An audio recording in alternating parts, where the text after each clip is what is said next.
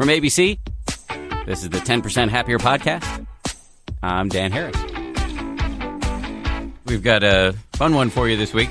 Well, it's serious, but it's also pretty fun. McDreamy's on the show. He is Patrick Dempsey, the actor who played McDreamy on the hit ABC primetime show Grey's Anatomy for many, many years. I first encountered him back in the 1980s when he was in movies like Can't Buy Me Love and Loverboy. For those of you who are a tad younger, you might have first encountered him when he was in Sweet Home Alabama back in 2002. Anyway, he's a big actor, and it turns out he's been meditating for a while, and he's used it in some pretty interesting contexts, such as acting, auto racing, juggling, and also in some very deep and painful personal stuff, including his mother's struggles with cancer. She had ovarian cancer, and she survived for quite a while, but ultimately passed away a few years ago. And in recent years, post Grey's Anatomy, Patrick's life has shifted in some interesting ways, and a lot of his attention now is on a place called the Dempsey Center, which is a free care center focused on cancer patients and their families. They've got 2 outposts up in Maine, and he developed this as a consequence of his mother's struggles, and so he's leaned in pretty hard on that. So in this episode, we talk about his experiences at the Dempsey Center, which, by the way, does provide meditation for both patients and families. We also talk about how he's used it in his life to deal with a number of issues, including the aforementioned acting, racing, and juggling, and not for nothing, also just dealing with being in the public eye. I know, fame is a pretty high-class problem, but nonetheless, it does come with some interesting complications, so we get into that. He's coming up. I just want to say one quick thing before we dive in, which is that next week we have a very special episode. Next week is our episode number 200. That's a big landmark for us, a milestone. And we've brought in a special guest, Sharon Salzberg, the legendary meditation teacher. Nobody's been on the show as many times as Sharon, and there's a reason for that, because she is just a font of wisdom. And specifically this time I wanted to have her on because she very recently went through a really serious health crisis. We talked about it here on the show when it happened, and she agreed quite bravely, I thought, to really talk about what's it like in the mind when you're a meditation master looking at a potentially lethal health crisis. And so that's fascinating, and I urge you to download it and listen. In the meantime, though, we got Patrick Dempsey. So here we go with Mr. McDreamy. Great to meet you. Thank you for having me on the show. Fellow New Englander. Yes. I remember watching you on movies in the 80s, I think. Yeah, I think my first Heaven Help Us was probably in 85, 86, my first big job. In front of the camera. What else were you in back then? I got my break. It was Torch Song Trilogy. I came to New York, and I think 83, auditioned on Broadway, Helen Hayes Theater. I was 17, and I got the part and went to San Francisco. But nice. Harvey Fierstein gave me my first big job. That's really my first break from Maine. We'll get into that later, but let me start where I always start, which is, how did you get interested in meditation? Oh, it started really early on. Probably around the late 80s, started getting into meditation, mindfulness. It helped with relaxation before, you would do acting classes, things like that, to get in tune with your body, to calm your mind. And then that sort of leads you on your life's journey, why we're here. Where I think we're here to improve, and there's lessons that we have in this life, in this incarnation. And I would say much more of a Buddhist than I would be anything else. That's a philosophy. It's not a religion. And then it accelerated through the racing, my car racing. Mindfulness is very important there, and meditation, visualization, key. But went to India, studied in India. Really? I went to an ashram there for a while, and continue, to try to improve my meditation. Where did you study tell me about the ashram. It was Guru Maya. There there was a... Is she the hugging saint? No. Okay. And it was, outside Bombay, Ganesh. So that must have been over 30 years ago now. And now it's more remember to breathe. If I can remember to breathe, that's half of the battle right there. Do you have a consistent? I know a lot of people who kind of do it once in a while, and then there are people who are like me, who are a little kind of militant about doing it every day. Where are you on that spectrum? Well, I do something every day. I don't sit down in the same spot and do it that way. It's more as you're moving along, trying to be mindful of where you are in that present moment. And if you get off track, then you go back to your breath. And the breath is what centers you, keeps you focused and in the moment. How is it useful for you as an actor back in the 80s when you, if I recall, you said you started in the late 80s? To calm the mind. I think, the fear, the anxiety when you go into an audition or anytime you're in front of a live audience is to really remember to be present. It's when you start to think about the past or the future, that's when you start to get uneasy. And that's where it started. I looked at your IMDb page as I was taking the elevator down here. So it looks like you were still acting and have a few projects coming up. Oh, yeah. I finished a documentary about Hurley Haywood, which is out now on iTunes.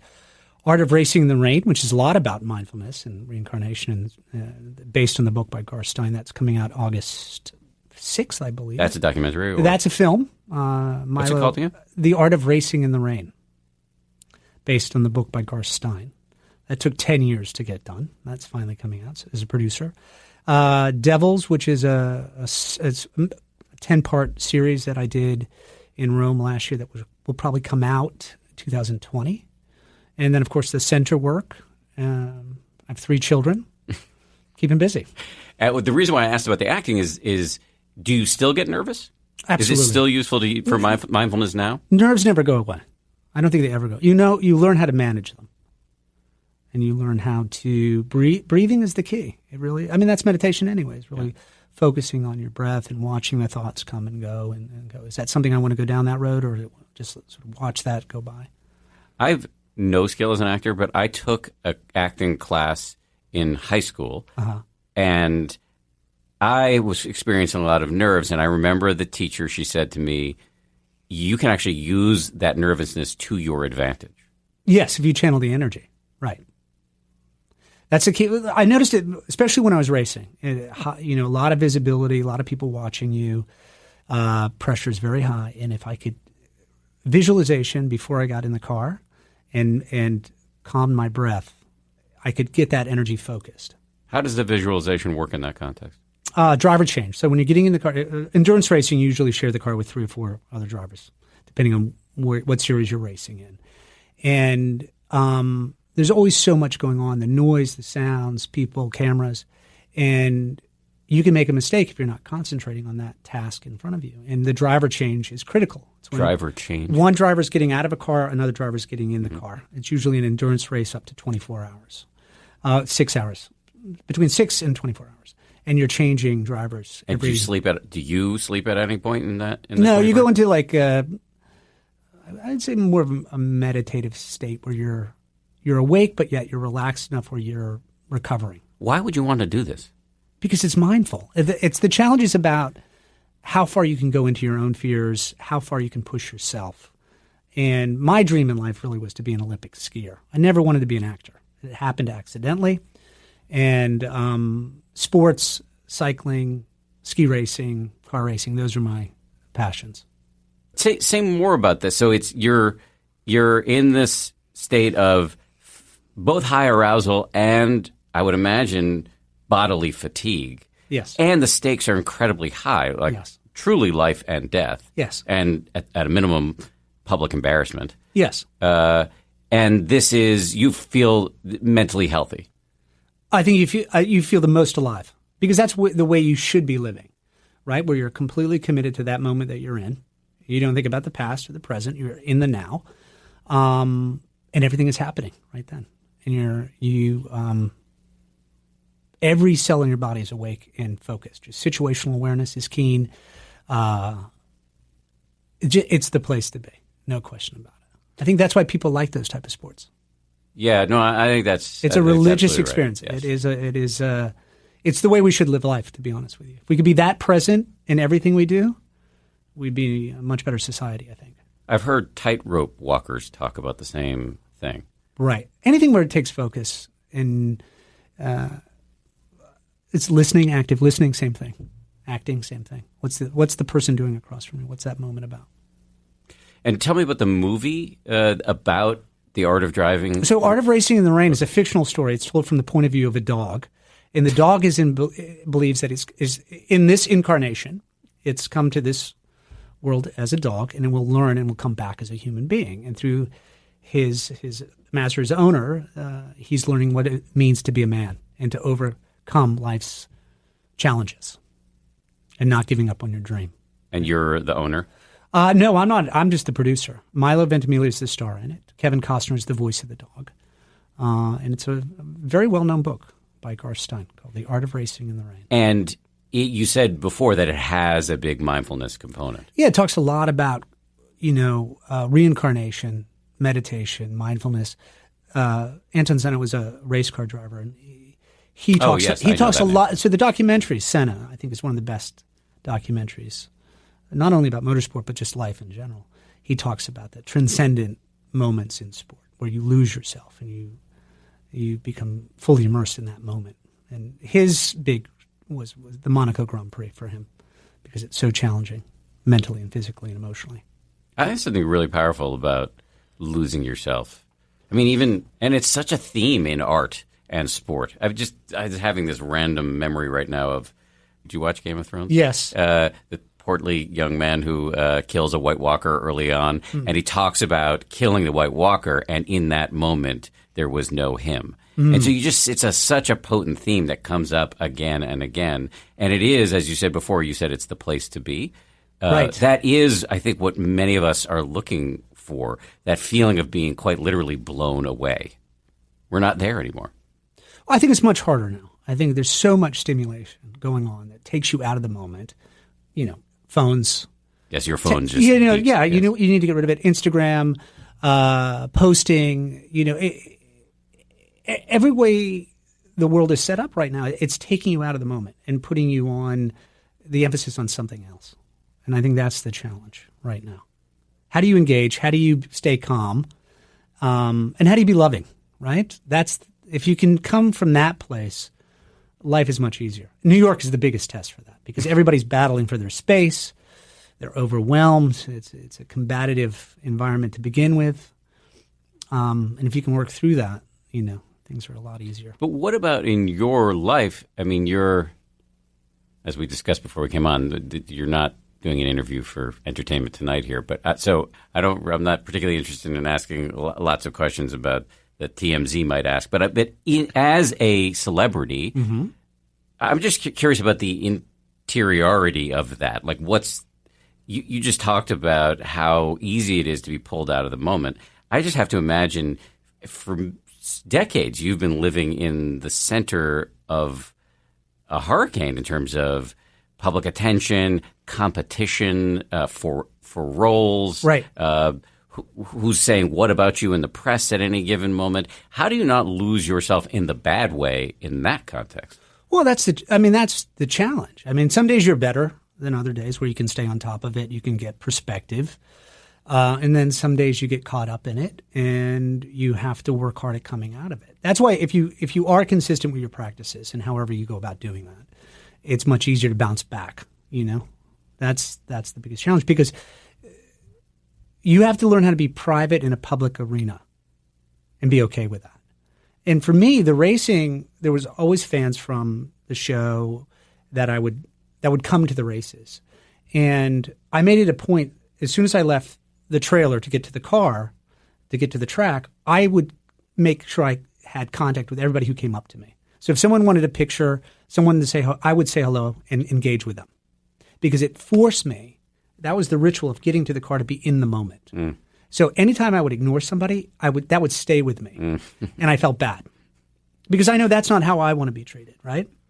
So that would help me become in the moment and also get me prepared for the psychological aspect of the race and also the situational awareness. How in tune am I around people? And the same can be said, I think, when you're in front of the camera. You have to be aware that the camera's over here.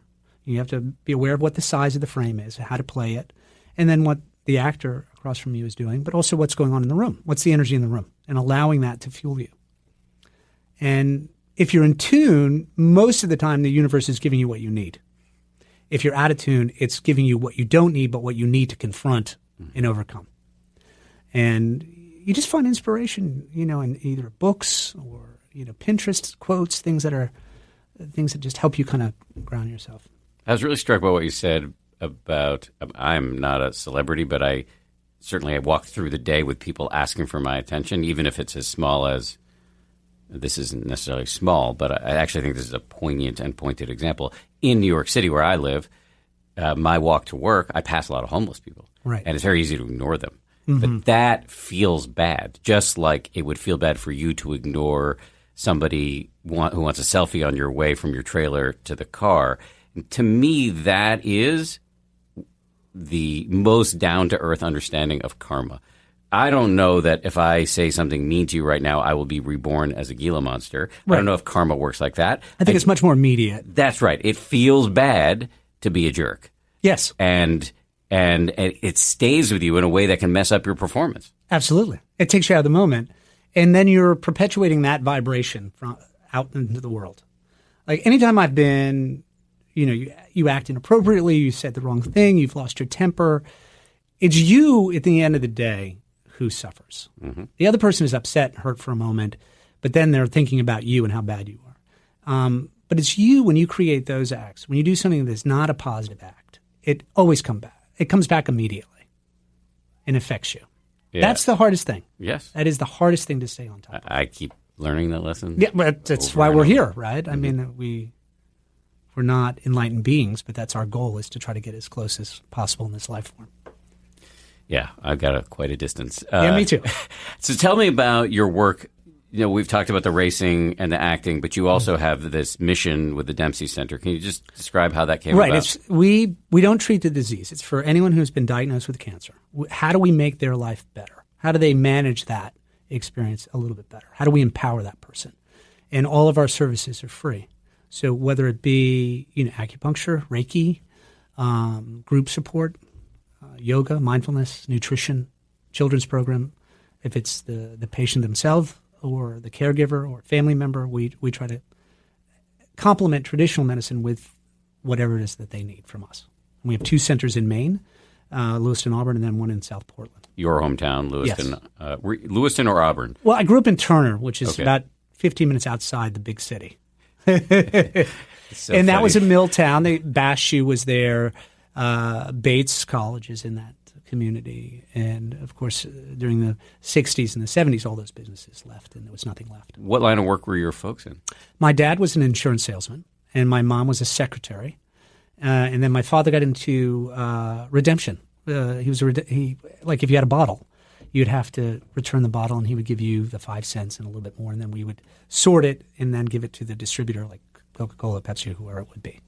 And so your mom is what provoked your work now with the Dempsey Center. Correct. Can you tell me that story? She was diagnosed, I believe, in 98, 97 with ovarian cancer. Had a long battle with it, and that's what really there was a first encounter in my family with cancer and the devastation of what that is.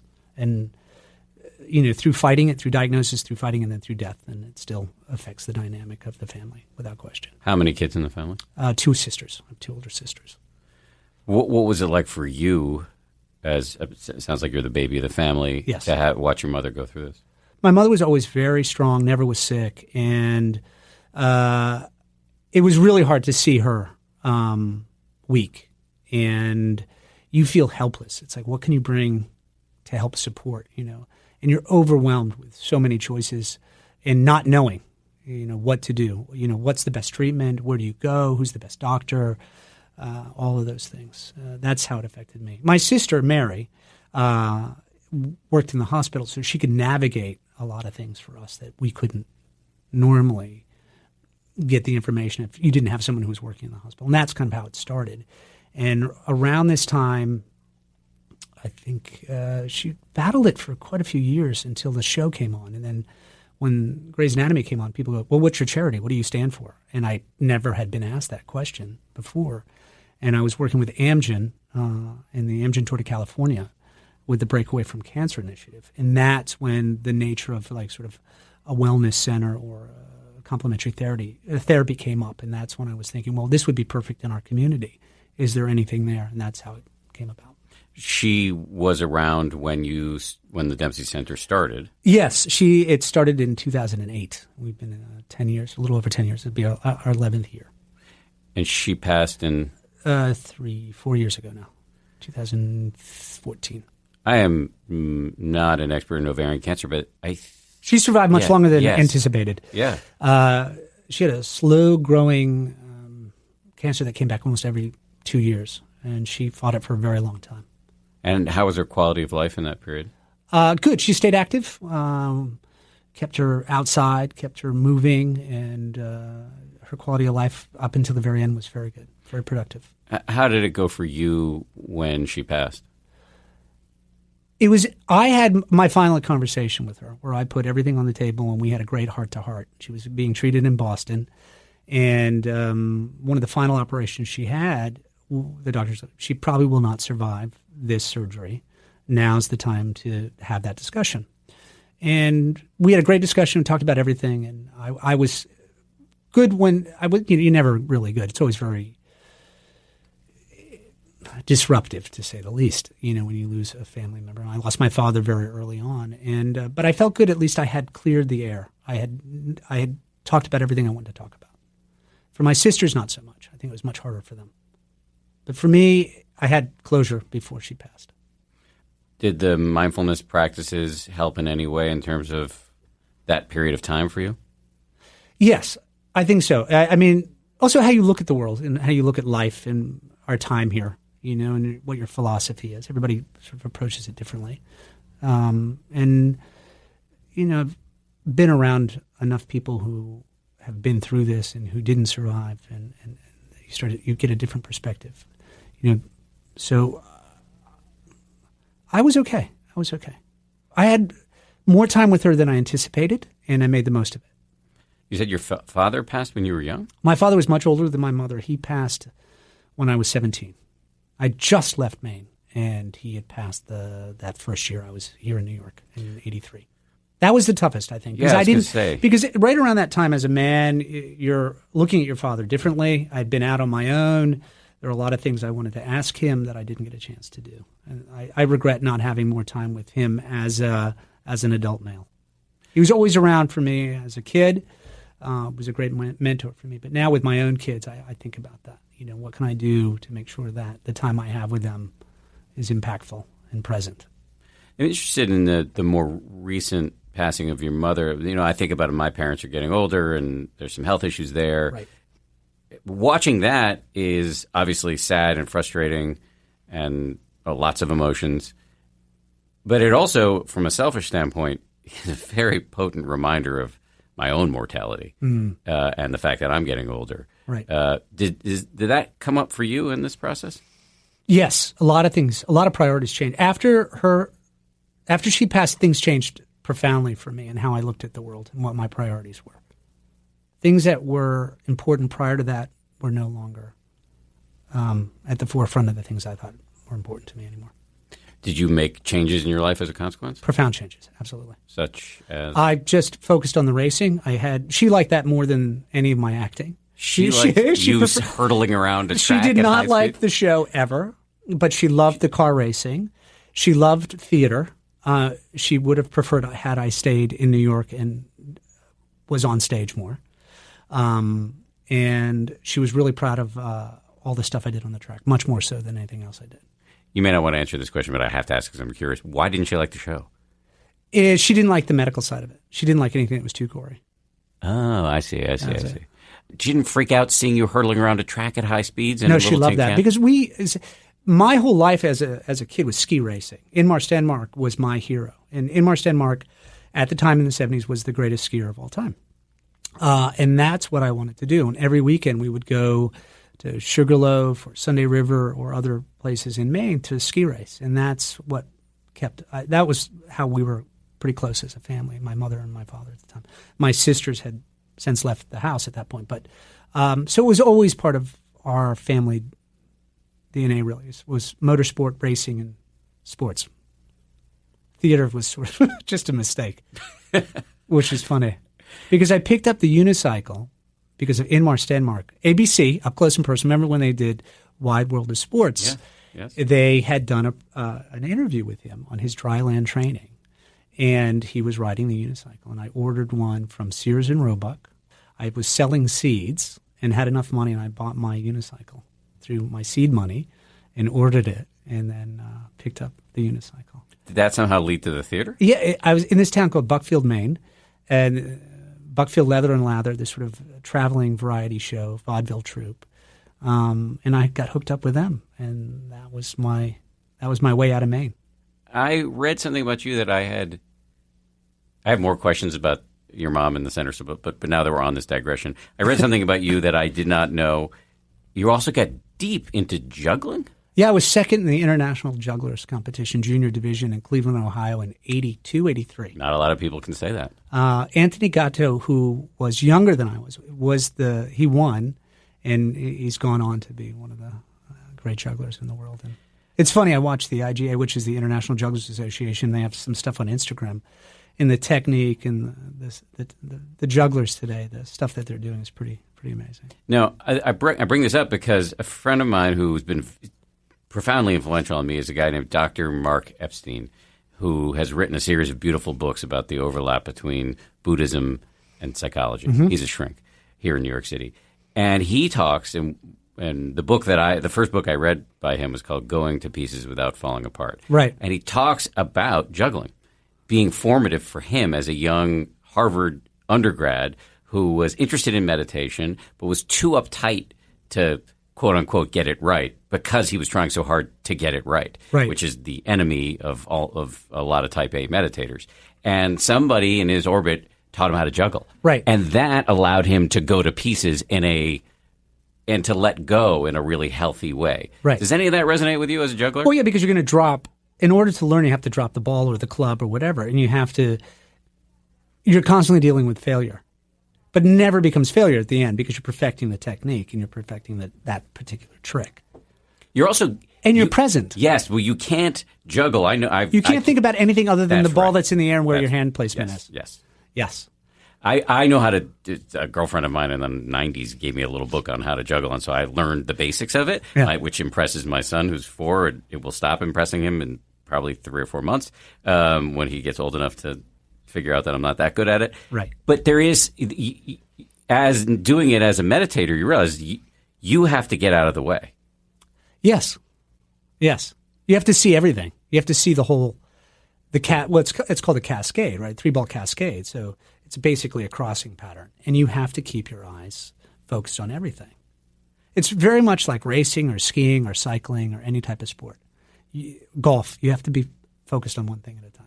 But hearing a real through line in our discussion here, juggling, racing, acting, all require a dropping of the self so that you can be in the moment. Right. The unhealthy self, like the ego. When you talk about self, you could talk about the ego about that. When you need a healthy one. But yeah, it's when you have to not worry about what other people think and what you think, which is the hardest thing to remember.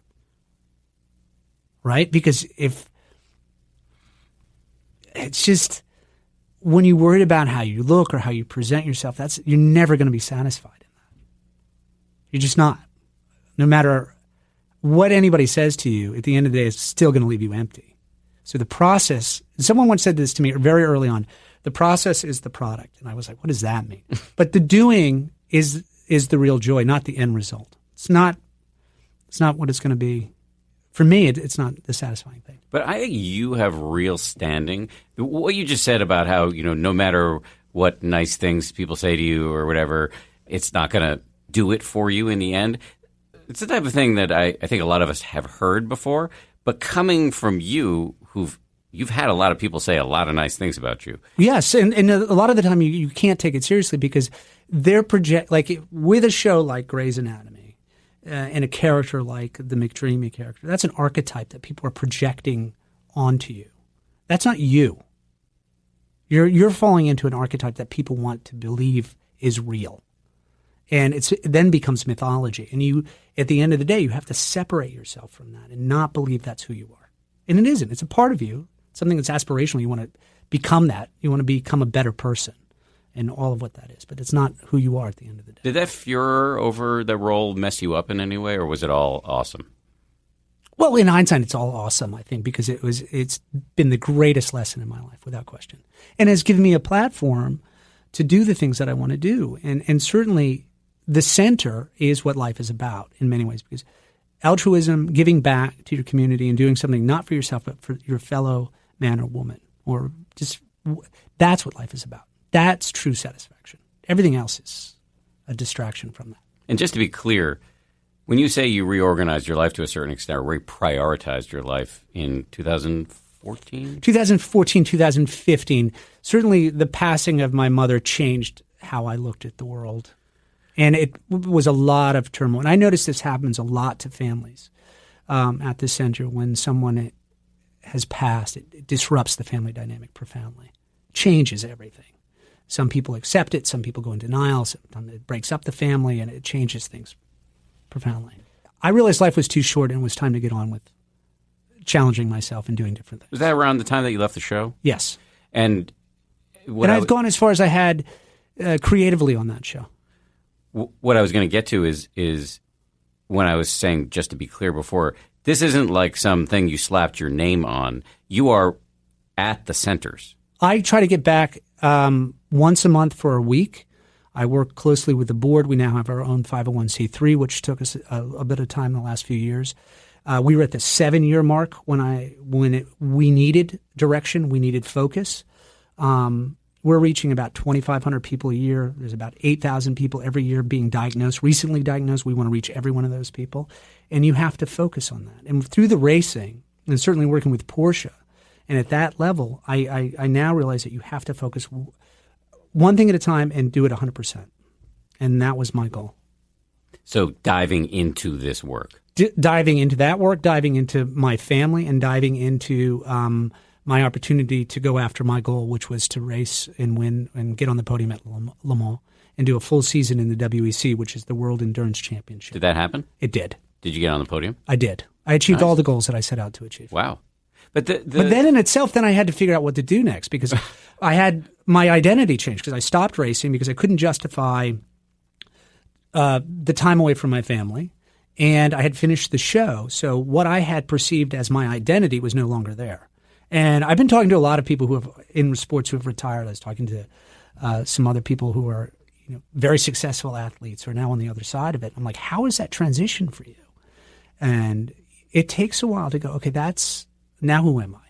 What am I now? The label of this person on this show, or you're a race car driver, you're this, you take that away, and then you have to kind of come back and go, okay, let me reassess. Yeah, I was just going to say, how is that going for you? Because I can imagine the day-to-day work, a week, a month, is quite a commitment in these centers, is intensely gratifying. Profoundly gratifying. But it's not, you don't end up in the papers in the same way you did. Are there papers anymore? You don't end up on the websites and on the ET and the way you used to. And is that, I'm sure there's positive parts of that, but is it a transition, an adjustment? Yeah, absolutely. But I had enough success later in life. So I've been around, been doing this since I was 17. I'm 53 now. So I've had enough ups and downs in my career to understand everything ebbs and flows. And it's still like, okay, I need to sit down and I need to take a moment and figure out what the next step is going to be. Do you have a sense of what that's going to be for you? Well, producing. The documentary Hurley is a great story about a race car driver who comes out about his sexuality and talks about his partnership. And I think that's really an important message right now. That took us 4 years to make. Derek Dodge, the director, is a guy from Maine who I met at Le Mans, and he wanted to tell this story, and I got behind it, and it took us 4 years to do. Art of Racing in the Rain, finally 10 years to get made. And been doing that and still doing the racing a little bit, and then focusing on the center and my family. And just keep asking the question, what's the next thing? Stay tuned. More of our conversation is on the way after this.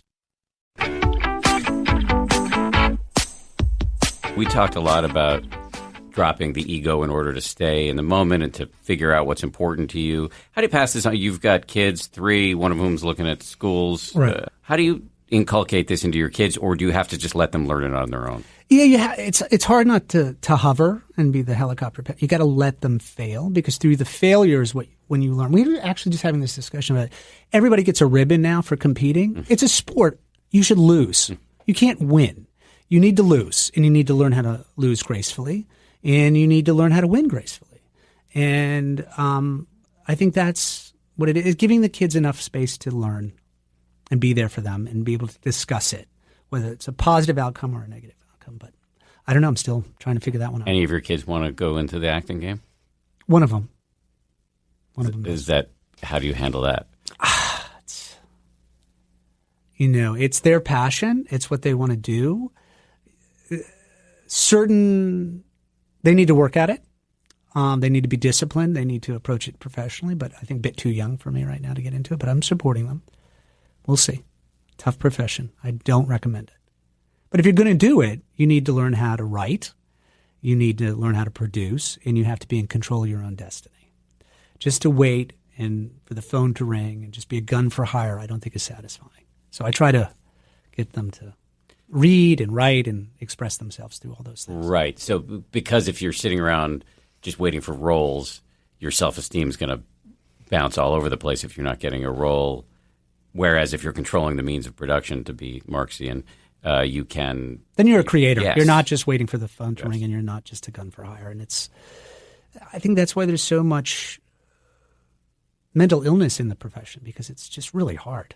It's really hard to keep your confidence up and your identity sane, because you're waiting for someone else to give you validation. Do you see a lot of mental illness in the business? I think it's really hard. I think it's a tough business. In anything, whether it's the news business or anything like that, it's really hard to stay on your game and focus and not let it affect you. When you're in the public eye. Yes. Yeah. Is there anything I should have asked you but didn't? Did we say enough about the center? For me, the mission is, I think the work that's being done at the center should go hand in hand everywhere in the world. That is our goal. Can you guys scale to be? That's what we're working on. We're working on getting a foundation in place to be able to scale out, to be able to do that. And if we can't do that, what I do encourage people to do, if you're listening to this, is reach out to the center. Other like-minded centers like ours, we want to unite everybody, get everybody working together for best practice, and to share what it is that we're giving the clients. And hopefully we can expand this and have a nationwide, worldwide network. So even if I'm not in central or southern Maine and I'm not in Doesn't matter where you're getting treated. You can really? You can call, and hopefully, our goal is to have enough of a network to say, where are you from? Okay, there's a center that is located in this town close to you. Go check that out. And if you don't, then it's tough with the state lines. There's some things we can do and some things we can't do. But I would love to be able to do something on a national level at some point. But our goal right now is to take care of everybody in the state of Maine and to provide those services for free. So, and these are, it's not residential. People are coming in and getting classes. Doesn't matter where you're from. You can come in. Doesn't matter what state you're from. If you're being treated in Lewiston, Auburn, great. If not, it doesn't matter where you're being treated. And do people come from other places? People come from New Hampshire. It's really hard. The fascinating thing is when I go up there and I meet people, they get off the elevator, they come up the stairs, and they're very nervous, and they don't know what to expect. And first they hear that it's free. And the toughest thing is to get them to step through the door, because then they have to admit to themselves that they actually have cancer. They go from and I've seen this happen time and time again now. It's like, how do we just get people in the door? Once they're in the door, I know we're okay. It's just getting the people to understand what it is that we're doing and that we're there for them. How do you make their life better? How do you make it manageable? How do you empower that person in the family? We talked about reprioritization before, but I just imagine being in the center is a constant drip of perspective for you. Oh, yes, absolutely. With the kids, with the older people, with the young people, with anybody, you are engaged with that person immediately. All the other BS goes out the window. Right. It is real. It's open. People are open, and they're communicating with you, and they're looking you right in the eye. And they're looking for help.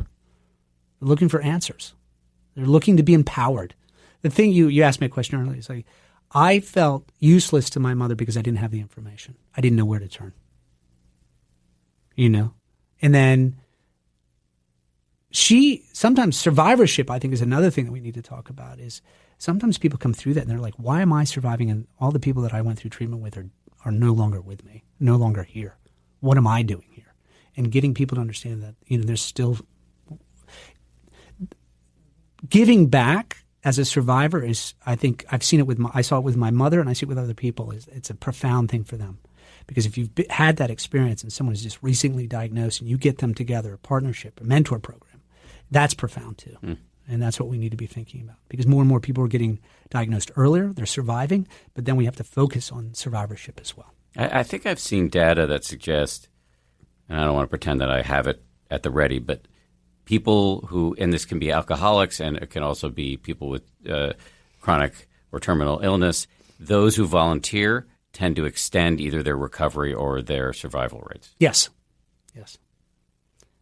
But that's also with age, too. There's a great thing on NPR a few weeks ago, like a week ago, we were talking about stages of life, and you get to a certain point, you're getting older. It's like you don't have the insight, or you don't have that sort of ability to reinvent the wheel, but it's important that your wisdom be handed down. Mm-hmm. So that mentorship is important in that part of your life, and it gives something, gives you motivation in the morning to get up and to do something. Mm-hmm. I'm glad you were motivated this morning to come here and talk to me, because this has been fantastic.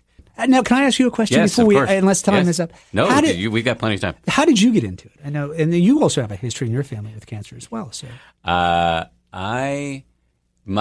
history in my family. That's two questions. So the first one is the meditation, mindfulness, and then the second part is Tyson with the center. The history of cancer is actually that my parents are both cancer doctors. My dad was until recently a breast cancer doctor, and my mother until recently also was a pathologist. I grew up in Boston. They worked at Harvard teaching hospitals, and so that was the kind of environment in which I grew up. How I got into meditation was that I had a panic attack on live television on Good Morning America in 2004 because I was abusing drugs, because I had spent a lot of time in war zones and gotten messed up.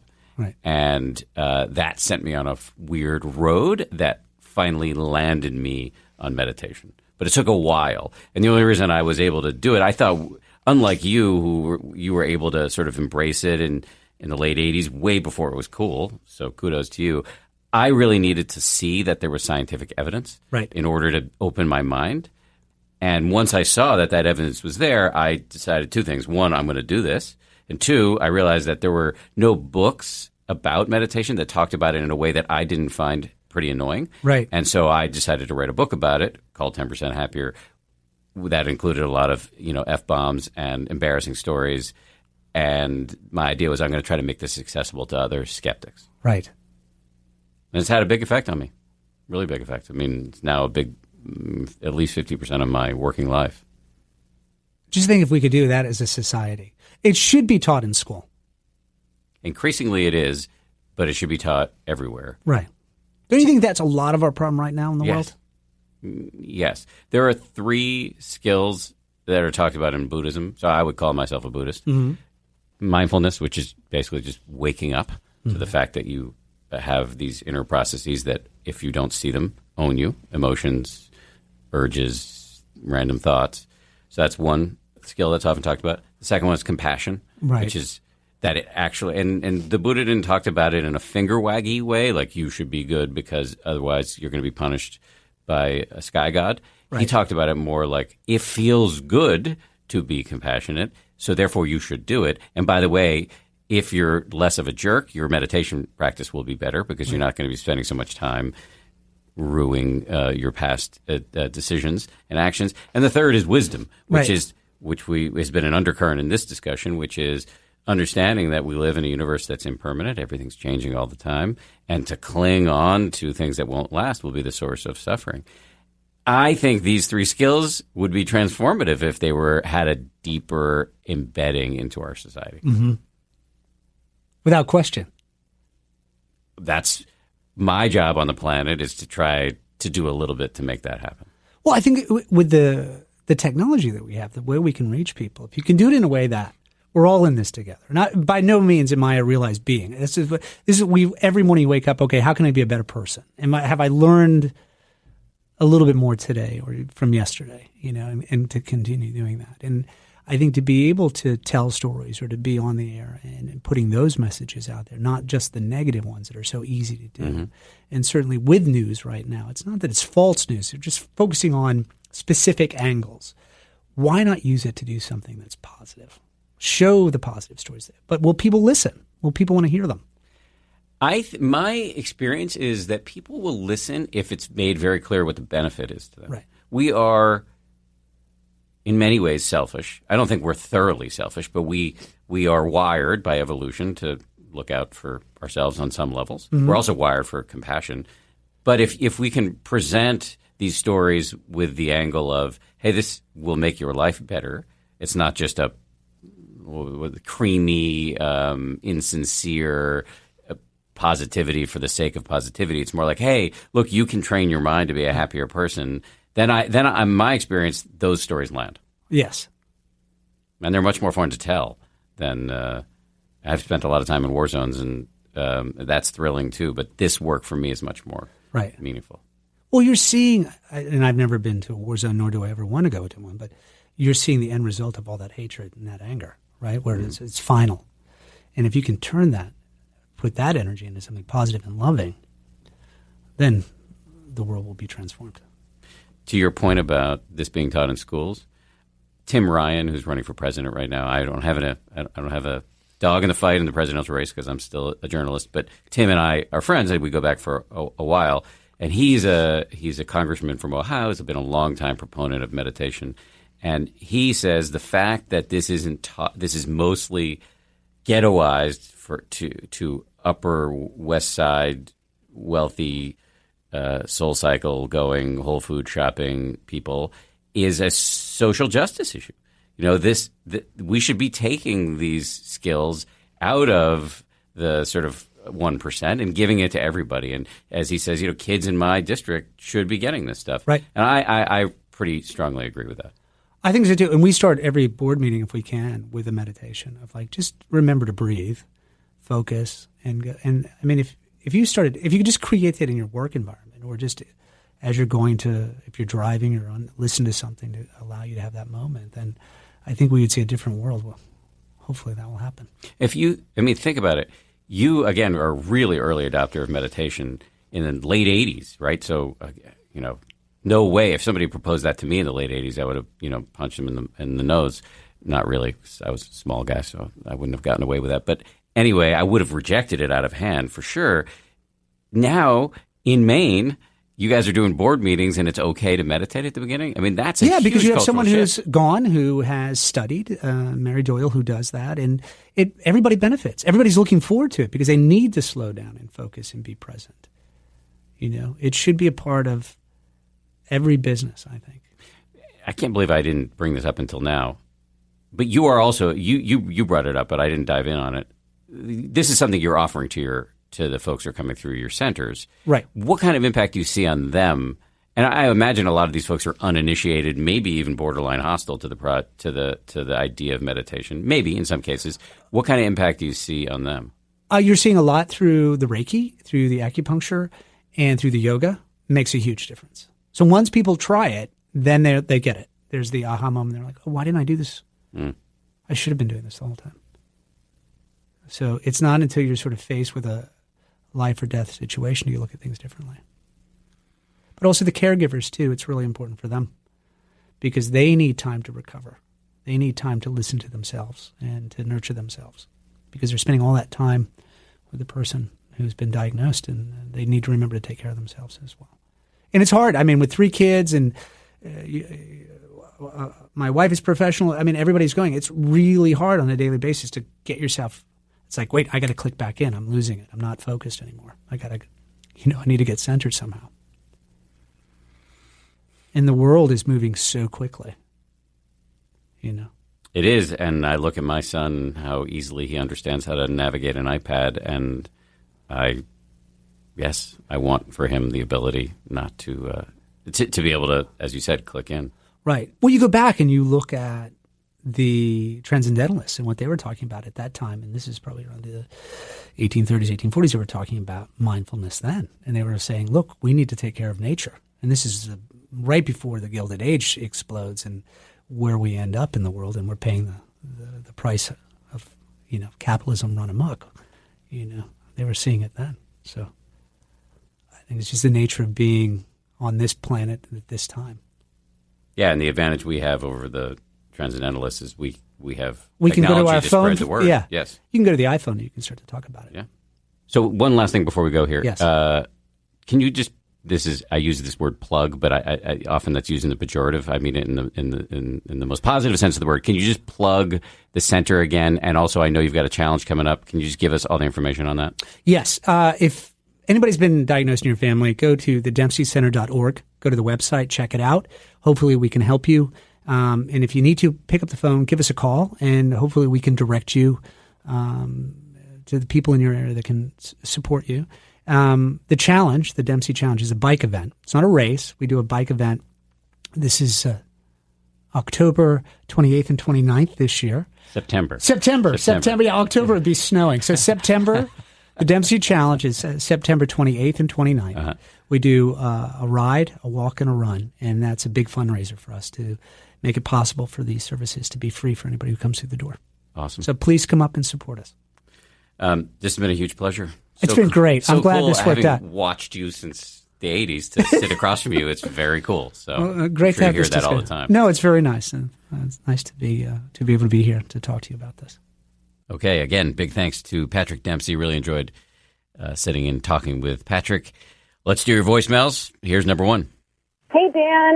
This is Kate from Boston calling. I just want to thank you for everything that you do. I know everyone says that, but sincerely, it is such a game changer for me, and I really appreciate it.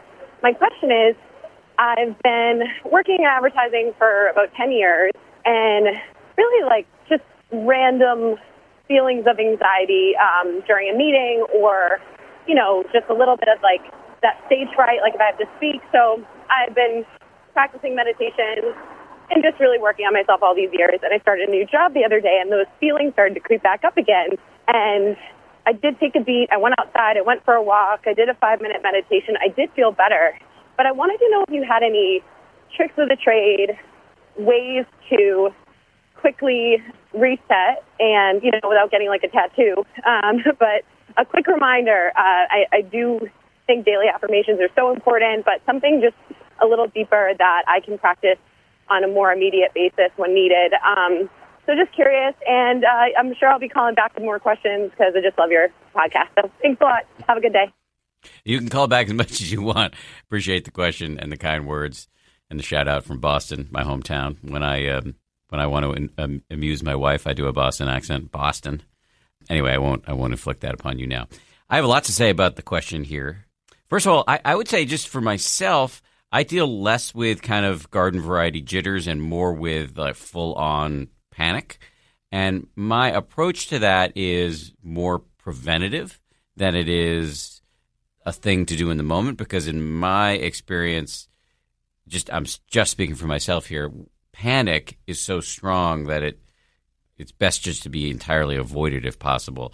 Nonetheless, I think I will ultimately be able to say a few things that will directly address the specific question you're asking. But let me just say a little bit about preventative measures that can work with panic, and I think would definitely apply to what you referred to as a little bit of stage fright or feelings of anxiety. First of all, the basic message is all the stuff your parents probably told you to do about taking care of yourself, annoyingly, is true and useful. Getting enough sleep, exercising, having a healthy diet, meditation, all the things that are going to just kind of keep you at a baseline level of health are what will be good for preventing panic.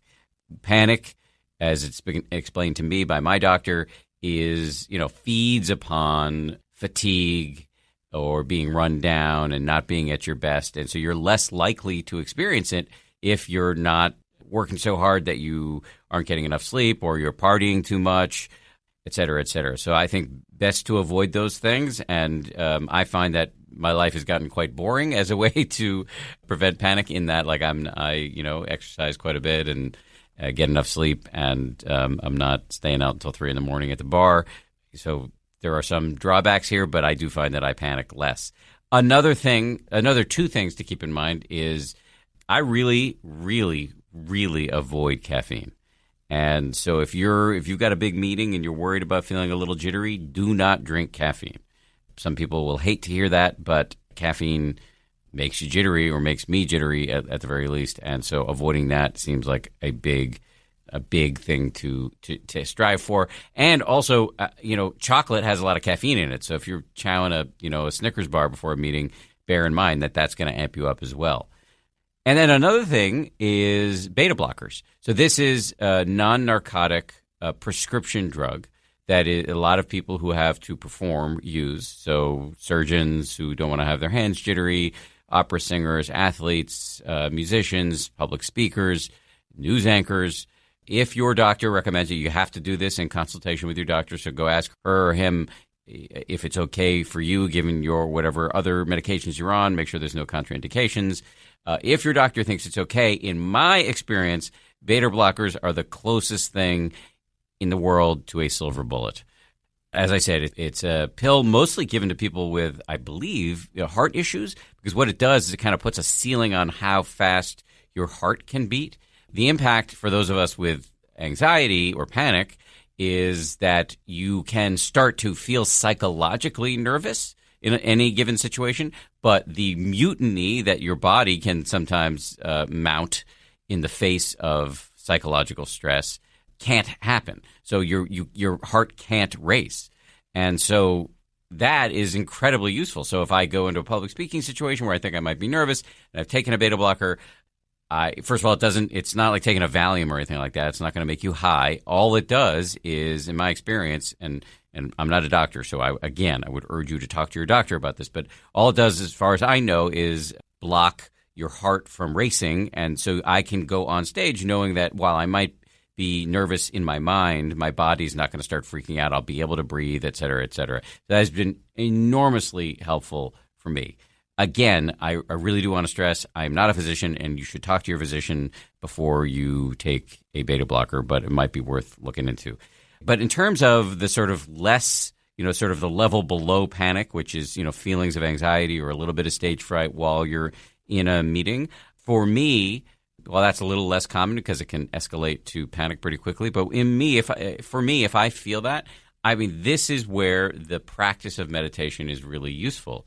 You described, Kate, walking out and taking a break and going for a walk and doing a 5-minute meditation. All of that sounds brilliant, perfect, gold star for you. But if you don't have the luxury of taking a break and walking outside and you really need to power through, this is where the practice of meditation really kicks in, because you're kind of just trained to then tune in to the feelings of your body. In particular, I find just tuning into the feeling of my belly and noticing if it's tight, just kind of deliberately softening it, or just feeling the raw data of the physical sensations of me sitting in whatever chair I'm sitting in. It can kind of take me out of my head and whatever racing and spinning may be happening there, and return me to something a little bit more concrete. It's not magic, but it does sometimes stop the momentum of fear. Because I sometimes don't have full faith in myself to provide the most comprehensive answer, we did reach out to one of the geniuses on the 10% Happier staff, Ray Hausman, who runs our coaching. She's a long time meditator and a teacher, and she runs our coaches on the 10% Happier app. Those are the real human beings who you can ask questions of anytime. If you're a subscriber, just go to your profile page and hit up your coach if you want to ask questions. Anyway, Ray weighed in with the following, and that actually kind of amplifies what I was just saying about tuning into your body. Let me just read from it. She just sent me a paragraph. I'm going to read it verbatim. One of the things we know, this is her talking, one of the things we know about states like anxiety, nervousness, or fear is that when they arise, they can easily take over the capacities of the mind and co-opt all of our attention. When anxiety is the frame for our perception, we tend to look for what's wrong or what might potentially go wrong, and we can easily find evidence to reinforce the need for concern and worry.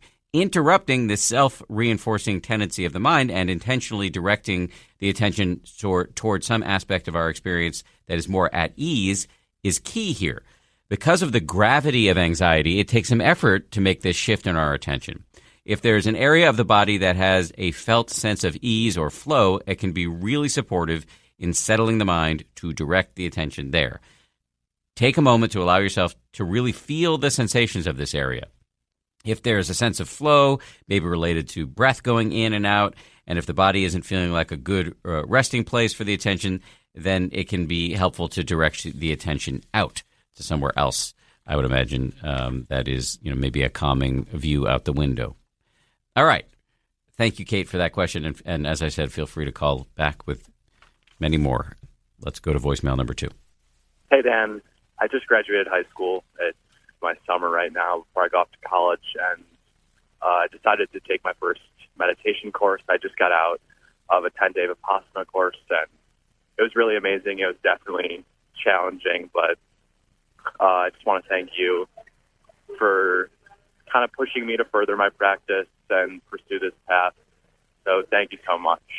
My question was, I've been talking to a lot of people after the course, and they say that they're in a great mindset after the course and everything, and it really is inspiring. But after a while, a lot of people kind of lose that to the normal routines of daily life, especially after like meditating for 8-9 hours every day for 10 days. It's definitely going to be hard to kind of transition back to normal life. So my question is, how would you say to kind of translate the things you learned during retreat or long time meditation, and how to continue those until your next one, and how to continue that mindset as best as possible? Not sure if there's an answer, but if there is, that'd be awesome. Thank you so much. See ya. Bye. Thanks, man. Well, first of all, proud of you. That's amazing that you went on a meditation retreat. That's a big deal, a big commitment, and good on you. Second, just to clarify some terms here for people who are maybe slightly confused, he referred to going on a Vipassana retreat. I think by Vipassana retreat, he's referring to the retreat centers set up by the now deceased legendary meditation teacher by the name of S.N. Goenka. He's an Indian gentleman who was a businessman who ended up in Burma, where he learned meditation and then started these secular meditation retreat centers all over the world. They have a bunch of them in the United States. I don't know exactly where. He was teaching a kind of meditation called Vipassana, which is taught in many contexts, but somehow his retreats have come to be known as Vipassana retreats, but just technically Vipassana is which is also called insight meditation, is taught in lots of retreat centers. But anyway, great job. Those retreats are challenging, but I think, I haven't done a Goenka retreat, but I've done many Vipassana or insight meditation retreats for 9 or 10 days, and it's, in my experience, very much worth it. So your question is, how do you sort of, take what you've learned into your daily life?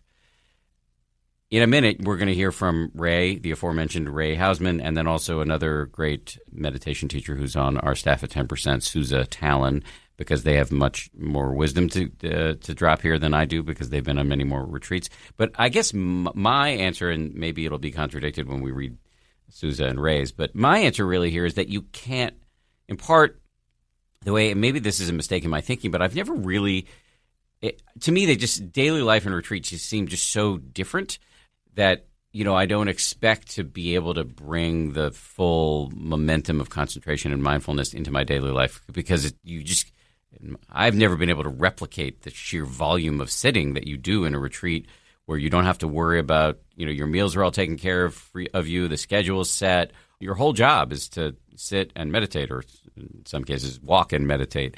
And so daily life and retreat seem like two very different things. And so holding on to the pleasure you may derive from having greater concentration and mindfulness seems, in my experience, has been, that holding on has not led to a lot of happiness. Of course, what you're also really getting at here is how to take what you've learned and integrate that into daily life. And, I'll just give you one example from my life. I remember being on a retreat a couple of years ago, and it became clear to me that if I was suffering, it meant there was something I was not being mindful of. Anytime that I was in my daily life, if I can remember this, if there's something that's bothering me, if I just drop back into mindful awareness of it, it's no longer a problem for the nanoseconds during which I am mindfully aware of it. So if I'm uncomfortable in a middle seat in a plane, if I just close my eyes and I'm mindful of the raw data of the, aversion that I'm feeling, or the sensations in my cramping legs, et cetera, et cetera. In those moments when I'm mindful, I'm not suffering. It's when I'm mindless and then my mind is racing with woe is me, why is it always me thoughts. That's when the suffering comes in. So there are these little moments that I found on retreat where you have a real insight that does inform the rest of your life. Just a few others. One is just after my first retreat where I had sort of this happens for some people, not for everybody, and it's not a big deal either way, really. But I had kind of a dramatic moment where on my first retreat where the normal day-to-day churning of the mind really slowed down in a way I'd never experienced before, and that was accompanied by a lot of sort of happiness and joy, and that just gave me a lot of, even though I'm not able to really touch that place too much in daily life, that gave me a lot of faith or confidence that this practice is worth doing, and that has provided fuel for my daily practice. By the way, just getting back to how to keep the lessons of retreat alive in your daily life, of course, daily practice, daily sitting is a huge way to do that. Again, you're not going to be able to sit 8 or 9 hours, but you're going to be able to bring back some of that. And now there may be, in my experience, there are times when it's a little frustrating when you sit for 30 minutes, after you've come home from retreat because you realize your attention span has now gone back to what it normally is, and like a chipmunk. But it's better to do that than not to do it. That you're going to hold on to more. Let me go to what Ray and Sousa had to offer, because I guarantee you it's going to be more cogent than what I just said. So here's Ray. She sent 2 small paragraphs. I'm going to read them. The transferable skill we practice on retreat is awareness of the breath, of the body, of sounds. It can feel easy, especially after a Vipassana retreat, to think that the objects we pay attention to are important, with so much emphasis on the breath, for example. But really, it's the awareness that matters, which is great news for daily practice. So in any given moment, at any time of day, we want to try paying more attention to the awareness than whatever is arising or happening. Some questions to drop in to your practice here might be, am I aware? Do I know that I'm aware? What am I aware of? This helps the muscle of awareness get stronger. Another way to approach this is that everything that happens in our experience is always only ever arising at one of the 5 senses and in the mind. We can know everything here, and we know all of it because of awareness. So in this way, awareness itself can be the object that we can pay attention to, and it's available anytime. It doesn't care what we know or at what speed we're knowing it. With awareness, we can be with anything and everything. Hope this is helpful. I think so. And here's Sousa. Retreats offer us the opportunity to get a window into the potentials of the mind. It's very common to want to hold on to the mindset that can develop on retreat. However, we aren't trying to maintain a particular mindset. Rather, we're aiming to develop our capacity to recognize and be with whatever it is that's happening in our moment-to-moment experience with greater awareness and increasing equanimity. The guidance that is offered to people leaving 10-day Vipassana retreats is to use the sensations of the body as support for developing a continuity of mindfulness in daily life. With practice, we gradually develop our capacity to have a light awareness on the sensations of the body as we navigate our lives. If you're in a conversation or if you're reaching into the fridge for something to eat, take a moment to feel the body and allow the sensations to be known. This practice alone can be so wonderful in slowing down compulsive tendencies of the mind, and it can support us in developing a more embodied mindfulness practice. It's important to remember that we call it practice for a reason. We're practicing the art of being present. We aren't aiming for perfection. Being present is a natural capacity of the mind. It just takes continued practice to develop this capacity. Our practice develops and evolves as we continue to explore it. Relaxing and simply noticing what's happening in the moment is always an option. That brings us into the present moment. All right, big thanks to Sousa and Ray for adding some genuine wisdom into this discussion. Big thanks to all of you who listen to the show. Really appreciate that. Don't forget to tune in next week for episode 200. Before we go, big thanks, as always, to our podcast insiders, hundreds of you who give us feedback on a weekly basis, enormously helpful.